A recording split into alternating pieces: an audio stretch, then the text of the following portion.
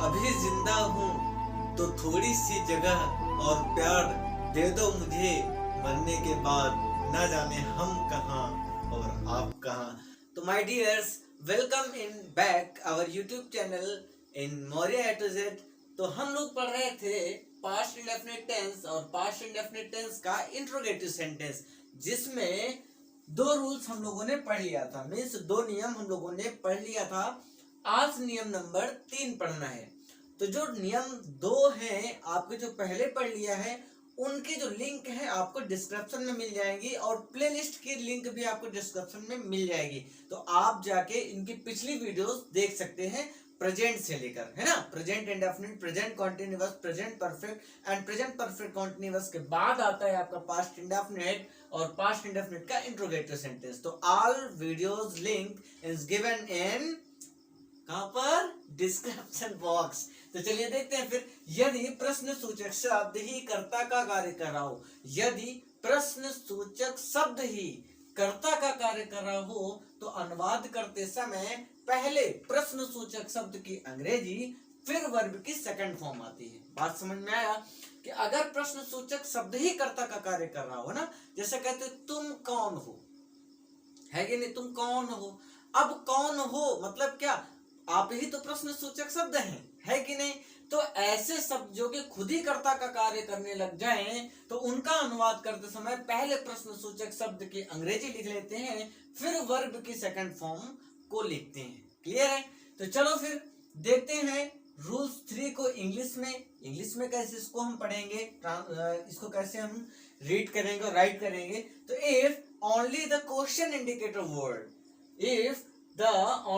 if only the question indicator word is doing the work of subject, अगर आपका question indicator word subject का कार्य कर रहा हो, then while translating, तो फिर ट्रांसलेटिंग करते समय मतलब ट्रांसलेशन के समय first the English of the question indicator word then come in the second form of the verb. तो हम क्या करते हैं कि सबसे पहले हम उसके क्वेश्चन वर्ड की इंग्लिश लिख लेते हैं और देन फिर हम वर्ब के सेकंड फॉर्म का यूज करते हैं। तो चलिए फिर इसको शॉर्ट ट्रिक के माध्यम से समझते हैं और कुछ एग्जांपल्स के माध्यम से समझ लेते हैं। तो माय डियर्स, ये रहा आपका स्ट्रक्चर और उससे रिलेटेड कुछ एग्जांपल्स, जिसके जरिए हम समझते हैं आपके इस रूल्स को, है ना। तो इसमें क्या है, हमने बताया था आपको सबसे पहले आप हु लिखेंगे, मीन्स जब सब्जेक्ट ही नहीं है तो फिर वो काम करने वाला कौन है, तो वही कौन की ही इंग्लिश लिख देंगे, हु। और इसके बाद वर्ब की सेकंड फॉर्म लिखेंगे, देन ऑब्जेक्ट लिखेंगे और जैसे सेंटेंस कंप्लीट हो जाए तो क्वेश्चन मार्क लगा देंगे। एग्जांपल है, मेरी कलम किसने चुराई। मेरी कलम किसने चुराई, किसने चुराई, आपको तो पता होगा ना, नहीं पता ना आपको पता ना मुझे पता, तो वही तो ढूंढना ही है, सब्जेक्ट ही नहीं है, चुराने वाला ही गायब है। तो इस वजह से हम यहाँ पर क्या लिख देंगे, हु, किसने, किसने चुरा ली। वर्ब की सेकंड फॉर्म चुराना, चुराना को स्टील बोलते हैं और सेकंड फॉर्म होता है स्टोल। तो यहाँ पर हम स्टोल लिख देंगे, वो ओढ़ने वाला नहीं कि स्टोल, स्टॉल स्टोल और स्टॉल में अंतर है, ठीक है ना, मैंने डिफरेंट तो हु, स्टॉल, और इसके बाद क्या है, ऑब्जेक्ट, ऑब्जेक्ट में क्या है, मेरी कलम, तो फिर क्या हो जाएगा, माई पेन। और जैसे आपका सेंटेंस कंप्लीट हो जाए तो क्वेश्चन मार्क लगा दीजिएगा। वेरी इजी ना, बिल्कुल भी हार्ड नहीं है। चलिए नेक्स्ट देखते हैं, मेरा सेब किसने खाया। ये किसने मेरा सेब खाया ऐसे भी पूछ सकता है। तो किसने खाया भाई, वही तो पता नहीं है कौन खा गया, तो हु हो जाएगा। और इसके बाद खाना को तो ईट बोलते हैं, ईट बोलते हैं, तो ईट का सेकंड फॉर्म एट होता है, तो यहाँ पर आप लिख देंगे एट। और इसके बाद आपको लिखना है ऑब्जेक्ट, तो ऑब्जेक्ट क्या है, मेरा सेब, तो फिर क्या हो जाएगा, माई एप्पल, APPLE, बहुत रटा होगा बचपन में, एप्पल मीन सेब। इसके बाद मेरी साइकिल किसने तोड़ी थी, मेरी साइकिल किसने तोड़ी थी, तो किसने तोड़ी बताइए ना, बताइए जरा सा, तो हु। इसके बाद तोड़ना को क्या बोलते हैं, ब्रेक कर देना ना, तो ब्रेक का सेकंड फॉर्म होता है ब्रोक, तो आप लिख देंगे ब्रोक। और इसके बाद आपका होता है आपका ऑब्जेक्ट, और ऑब्जेक्ट क्या है, मेरी साइकिल, तो मेरी साइकिल मीन्स माई बाईसाइकिल। और जैसे ही सेंटेंस कंप्लीट हो जाता है तो क्वेश्चन मार्क लगा देते हैं। तो आई होप आपको ये सारे चीजें समझ में आ गई होंगी, मीन्स आपको स्ट्रक्चर भी समझ में आ गया होगा और एग्जाम्पल भी समझ में आ गया होगा। तो ऐसे ही सारे स्ट्रक्चर और मीन्स ऐसे ही आपको स्ट्रक्चर लिख के और सारे एग्जाम्पल सॉल्व करना है। जब सेल्फ सॉल्व करोगे तो आपको और आएगा और मीनिंग्स भी आपको याद होती रहेंगी। तो आई होप आपको ये सारी चीजें समझ में आ रही होंगी, और समझ में आ रहा हो तो वीडियो को जरूर लाइक करना। तो फिर चलिए नेक्स्ट रूल को समझ लेते हैं। तो नेक्स्ट रूल्स नाउ रहा आपका नियम नंबर 4, जो कि क्या कहता है कि how much, how many, which और हुज के बाद उनसे संबंधित नाउन भी आते हैं। अगर आपके क्वेश्चन में how much, how many, which और हुज ये सब आते हैं तो उनसे संबंधित नाउन भी आते हैं। तो चलिए इसी को इंग्लिश में समझ लेते हैं। इंग्लिश में क्या हो जाएगा, rules for along with how many, how much, which and whose also come nouns related to them. Clear है? अब इसका स्ट्रक्चर समझते हैं। सेम यही चीज है जिसका स्ट्रक्चर हम समझते हैं कि कैसे बनाएंगे उस सेंटेंस को ना। तो स्ट्रक्चर क्या है, इसका बनाने का तरीका क्या है कि how many, how much, which, whose, इनमें से जो भी आएगा वो हम पहले लिख लेंगे।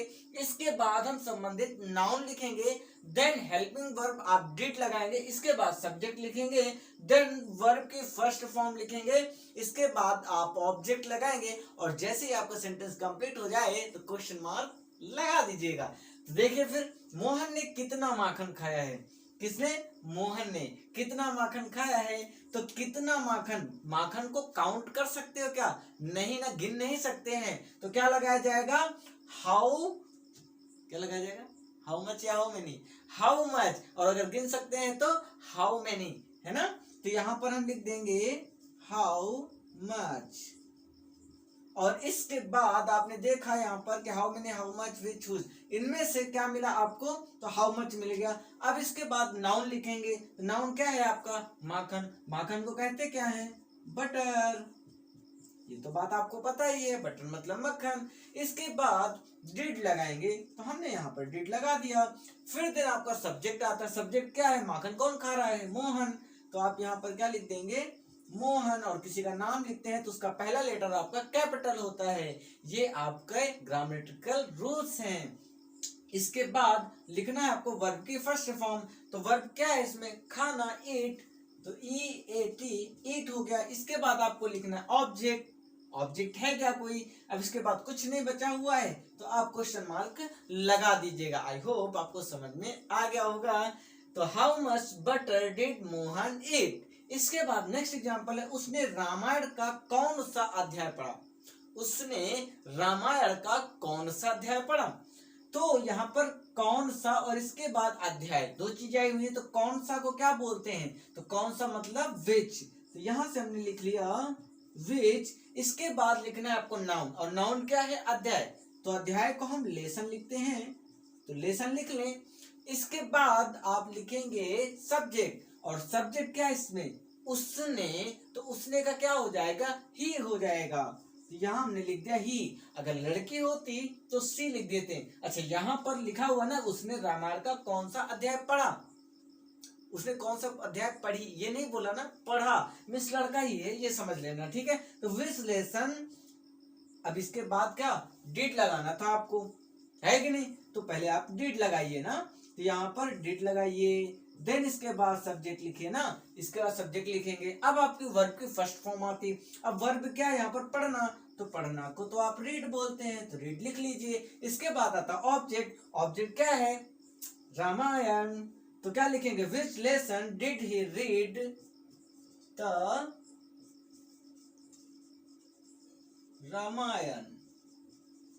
और इसके बाद जैसे ही आपका सेंटेंस कंप्लीट होता है तो क्वेश्चन मार्क लगा दीजिएगा। इसे आप ऐसे भी बना सकते थे,